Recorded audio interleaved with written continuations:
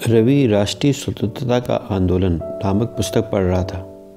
पुस्तक में कई अध्यायों में रवि ने अनेकों स्वतंत्रता सेनानियों के जीवन के अंतिम समय को पढ़ा तो रवि ने पाया कि लगभग सभी स्वतंत्रता सेनानियों ने निडर होकर स्वेच्छा से मृत्यु को हंसते हंसते स्वीकार कर लिया और उन्हें देखते हुए अन्य लोग भी स्वतंत्रता के लिए बलिदान देने के लिए तैयार हो गए।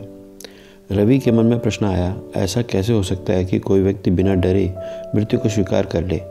इन प्रश्नों के साथ रवि गुरु इंद्र के पास पहुंचा और उसने इंद्र से प्रश्न किया, इंद्र, मैं इन स्वतंत्रता सेनानियों के मनोभावों को समझ नहीं पा रहा हूँ कि कैसे इन्हें मृत्यु का डर नहीं लगा।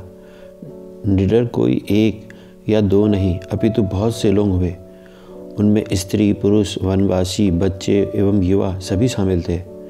मुझे इनके मनोभावों को समझाइए। इंद्र बोला, हिंदुस्तान मानव जाति के आध्यात्मिक एकता के सिद्धांत पर टिकी है। यह देश जिंदा रहा तो इसलिए क्योंकि उसने अपनी आत्मा की अमरता के सिद्धांत को पीढ़ी दर पीढ़ी जिंदा रखा। आत्मा के अमरता के संदेश या कहें आत्मा का विज्ञान ही इस देश की शक्ति है, इस देश का चरित्र है।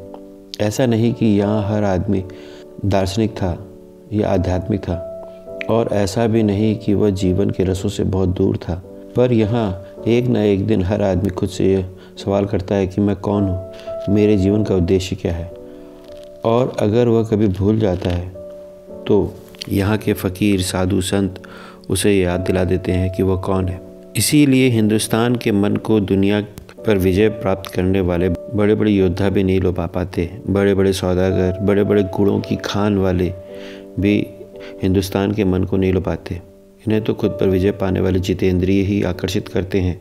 उसे आकर्षित करती है पवित्रता।